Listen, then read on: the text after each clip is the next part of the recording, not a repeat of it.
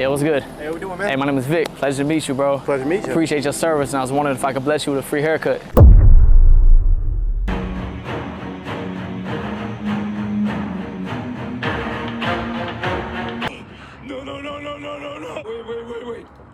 Wait. While this video seems so innocent, there are parts of it that make you scratch your head where people really need to understand kind of my curiosity and questions about this because there's a lot going on here. Hey, what's good? Hey, what we doing, man? Hey, my name is Vic. Pleasure to meet you, bro. Pleasure to meet you. Appreciate your service, and I was wondering if I could bless you with a free haircut. Straight up free? Right here, right now. Shit, I got time. All right, let's do it, dog. Hell yeah. What is your name and what do you do? My name's Nathan Hicks, and I'm an infantryman. Was the military your first option? No, I was having college paid for by my family. I'm blessed, but you got a year and a half in, and I realized that there was something more that I had to do. What is your motivation as a soldier? I want to sacrifice something for this. It doesn't matter. I want to give something up and pay it back to the ground I'm walking on. How did you get your vision to be so clear at a young age? You have to wake up after some bad decisions and you look yourself in the mirror, realize that there's something greater to what I'm doing right now. And I went month after month after month and leading myself down a dark path, but I got myself there. The clearer the vision, the clearer the path. Exactly. If you don't know where you're going, you don't know what to do every day. So I spend a lot of time trying to figure out who it is that I am. And once I know that, I let God tell me where I need to be at.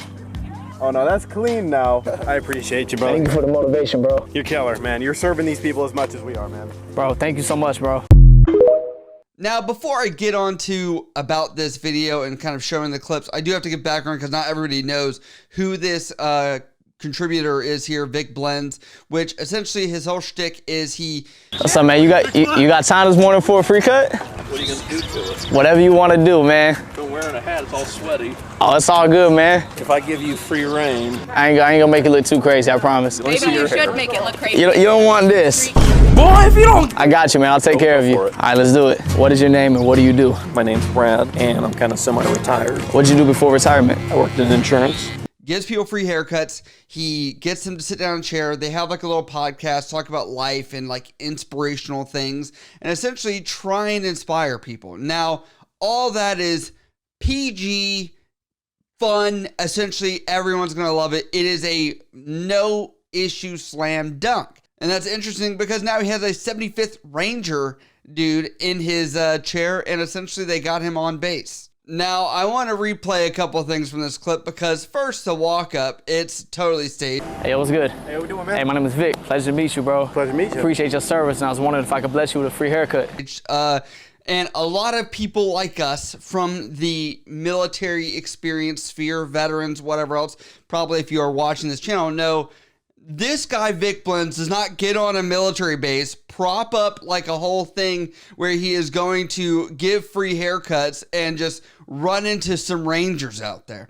On top of that, we know people would probably have called the military police on Fort Benning here, where they would have been like, we got a guy offering free haircuts out here. You need to pay the exchange over there. Make sure they're getting their money. Because actually, I'm surprised the exchange is sitting here not upset about this. We do know that because typically these people reinvest money back into the military. The number one comment here with 7,000 likes says, bro casually cutting a 75th Ranger. Adam says, dude so humble. He said infantryman and didn't even mention the 75th. And lastly, this person says, he's being humble infantryman. Yes, true. But he's a 75th Ranger elite soldier. Now, granted, I do understand they are definitely recruiting here. They are trying to incentivize people to be like, you could be me. There is a point, time, place to sit there and essentially be like, yeah, we are the most bad dudes out there. But having somebody get a haircut and talk about it, I understand is humanizing a lot of people in the military because a lot of people are disconnected and are not in the military or don't have family or whatever else from that. But I do want to say something that's very interesting about this, and that's because this was on TikTok.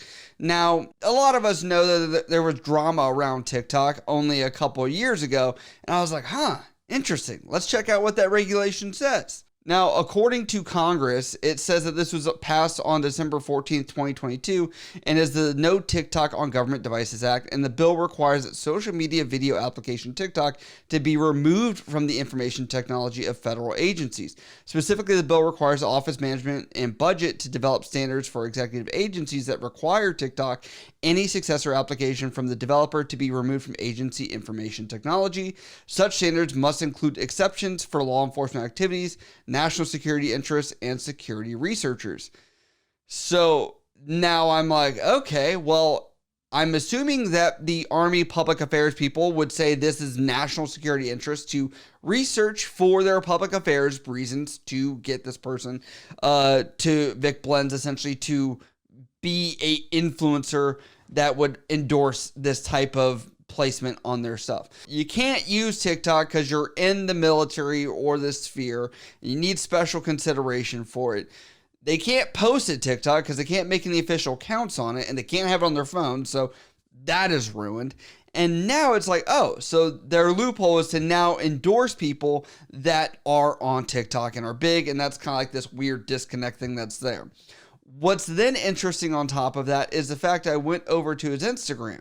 Now, in comparison, he's got 15 million followers over on TikTok, which is obviously huge. But on top of that, he now on Instagram has 4 million as of making this video.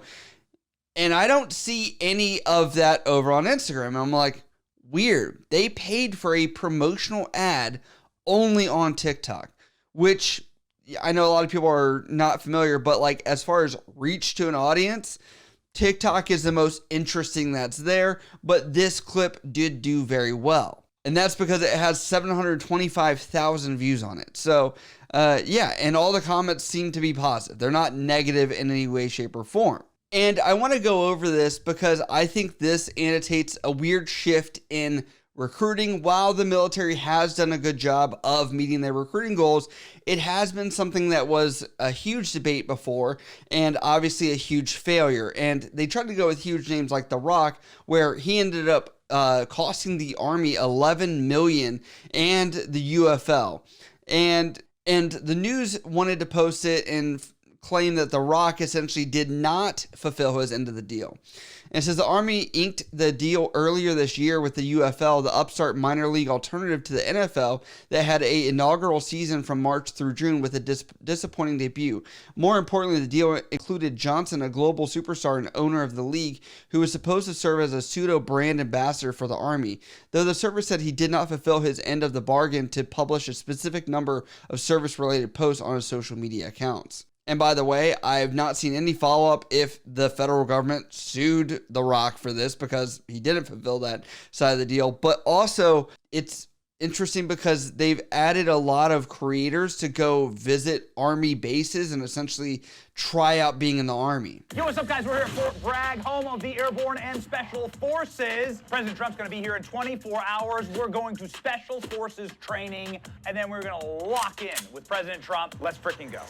In this video, you are about to see a once-in-a-lifetime first-person perspective of a Special Forces operator during a high-intensity raid. And that's also interesting because somebody that I would say is more polarizing in the sphere of recruiting, and I don't really know much crossover of that, maybe to build trust as things were kind of on the rocks of like, hey, we lost a lot of the base of people that do join because they like what the military stood for so many years. And that includes Benny Johnson. Just going on Wikipedia, you know, and other places, it's pretty much incongruence of this.